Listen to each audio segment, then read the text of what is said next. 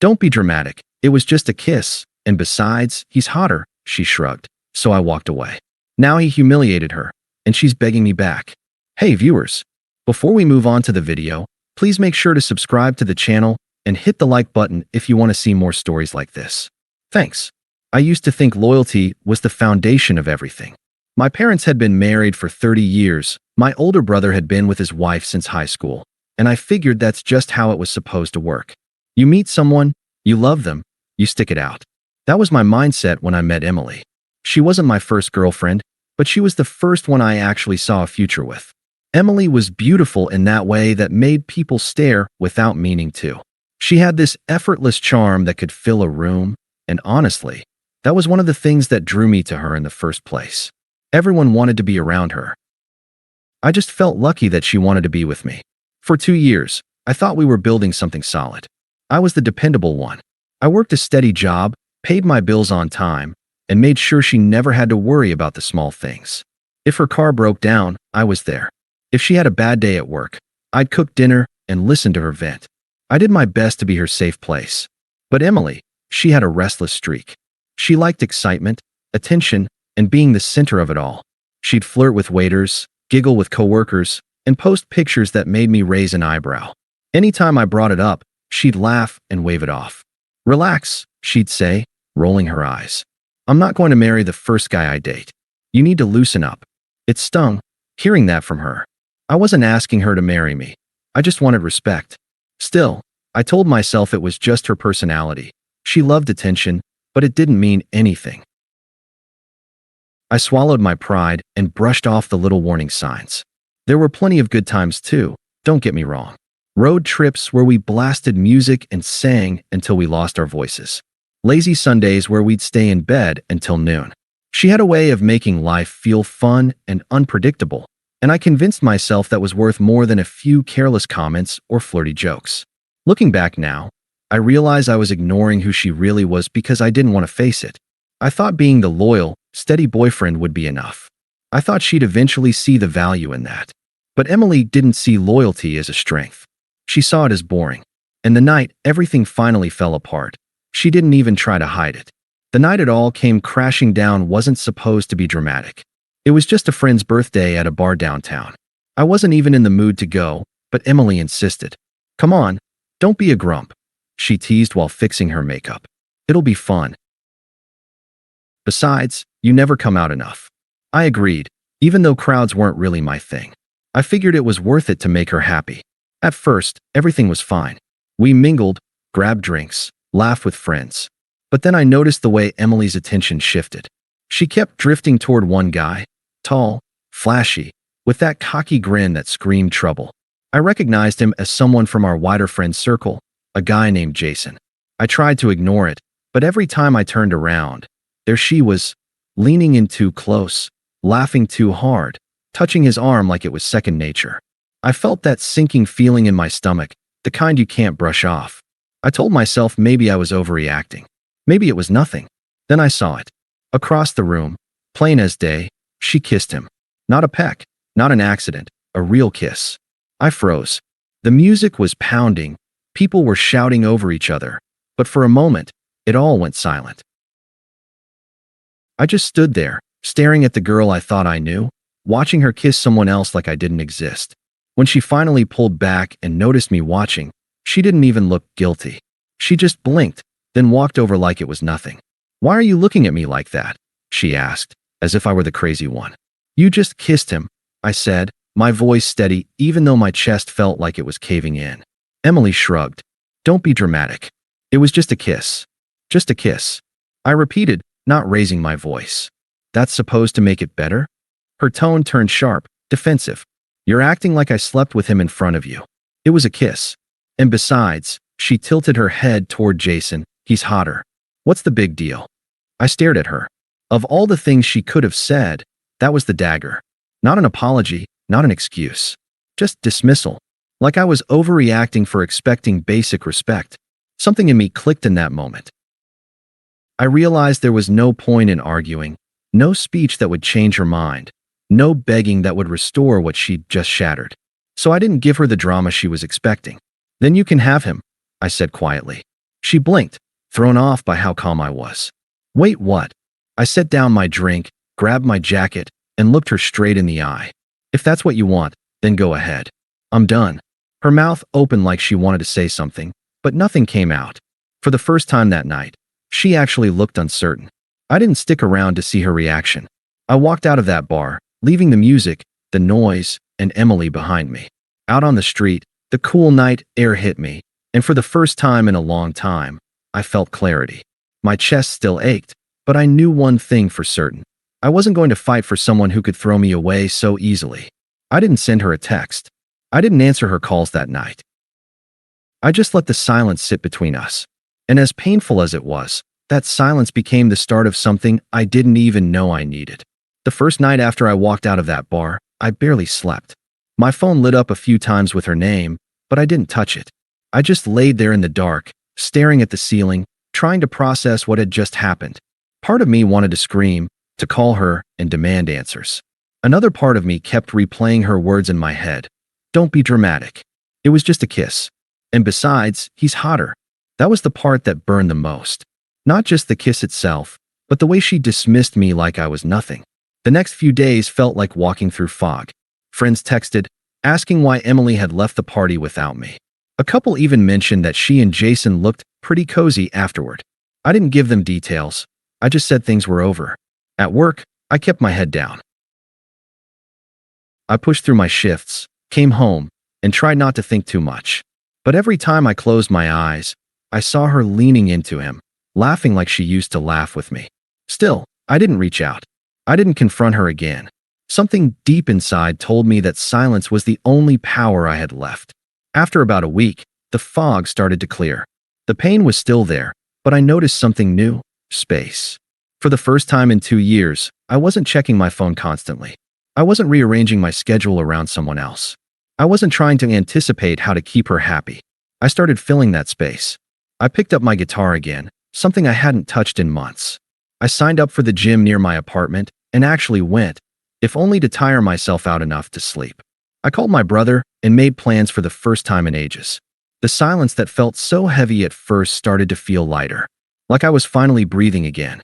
Of course, Emily wasn't done. I heard through mutual friends that she was seeing Jason now, and apparently, she wasn't shy about bragging. She posted pictures of them together, all smiles and cocktails. People tagged me in them by accident, or maybe on purpose, but I ignored it. Every post, every story, every attempt to get under my skin, I let it pass. Because as much as it hurt, I knew what waiting on the other side of all that noise was worse. Being with someone who thought so little of me. I wasn't healed yet, not even close. But I knew this much. I'd rather face the quiet than ever hear her dismiss me like that again. A couple of months went by. By then, the sharpness of the breakup had dulled, and I was getting into a rhythm on my own. Work, gym, seeing family, small wins here and there. I wasn't thriving yet, but I was steadier. That's when the stories about Emily and Jason started trickling back to me. At first, it was little things. A buddy of mine who'd been at that same birthday party texted me one night. Man, Jason treats her like garbage in public. You dodged a bullet.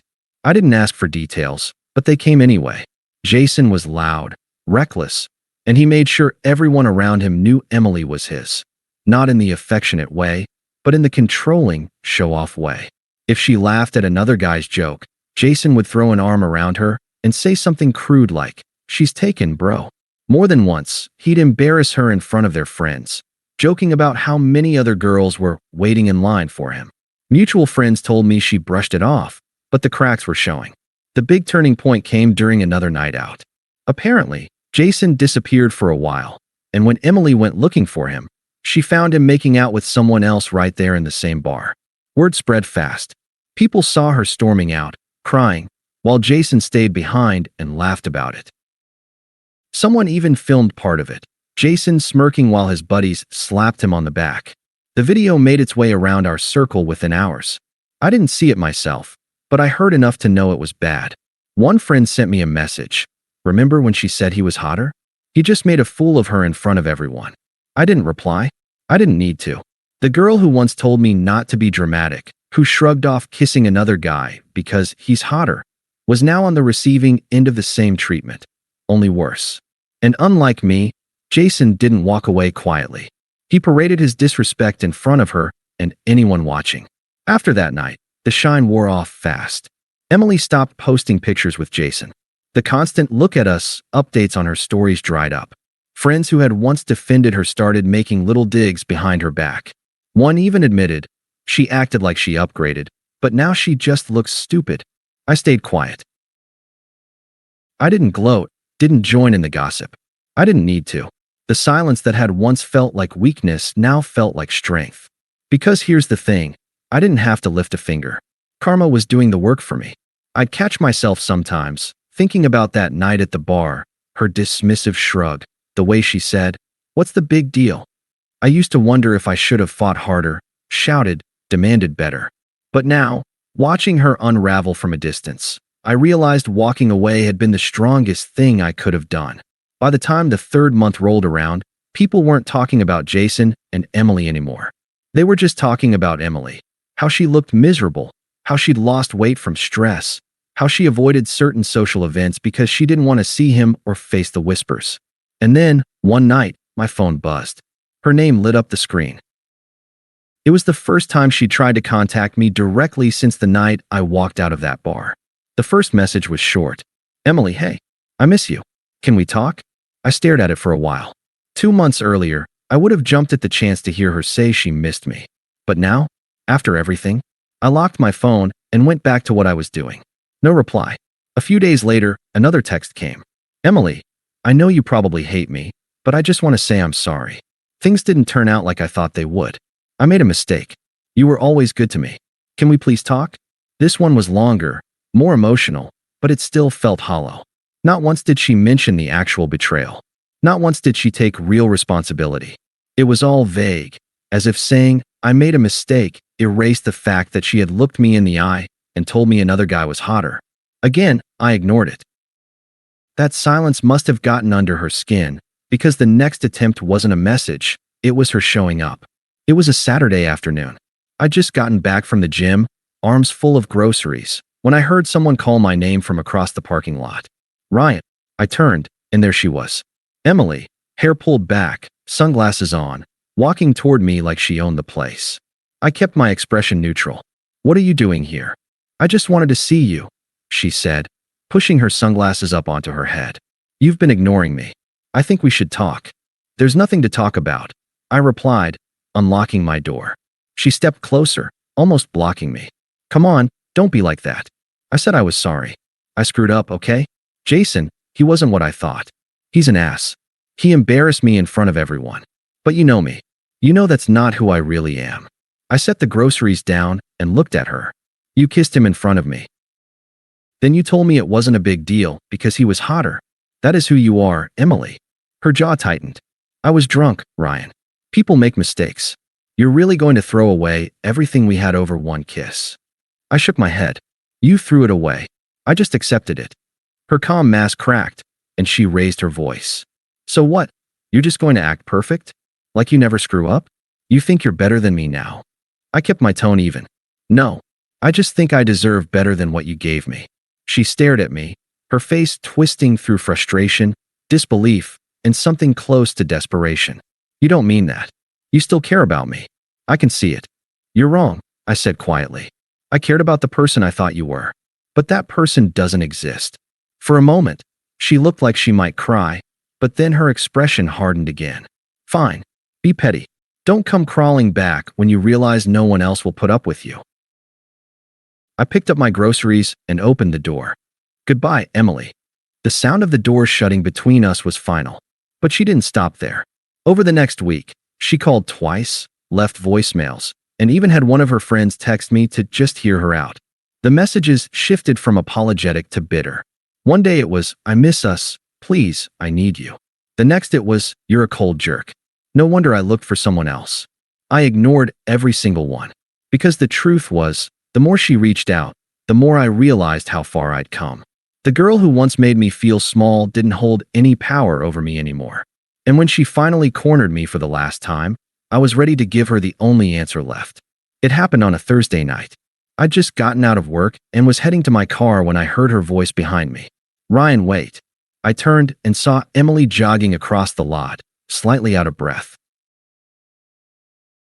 For a second, I considered just getting in my car and driving off, but something in me said it was time to end this face-to-face.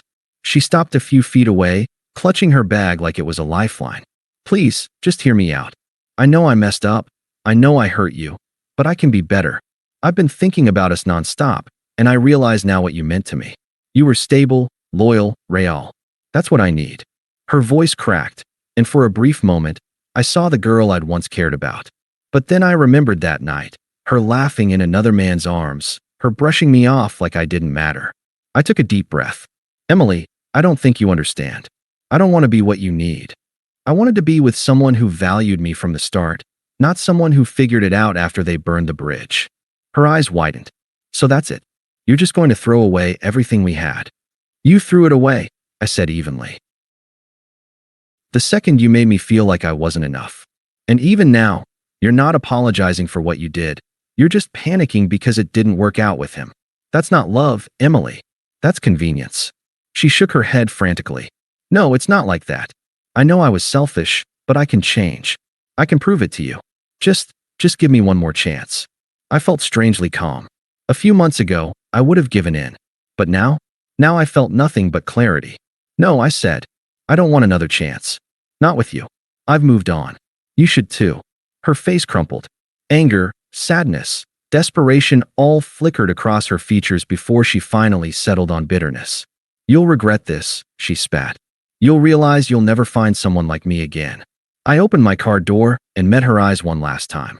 That's the point. I got in, started the engine, and drove off without looking back. For the first time in a long time, I felt light. Free. She could keep her drama, her games, her endless need for attention. I was done carrying it. The closure wasn't in her apology or in her begging. The closure was in me finally realizing I was worth more than the bare minimum. And as I pulled onto the road, I knew one thing for sure. I'd never let anyone like Emily take that from me again. Thanks for watching. Make sure to subscribe to the channel and hit the like button. What do you think about this story? Share it in the comments.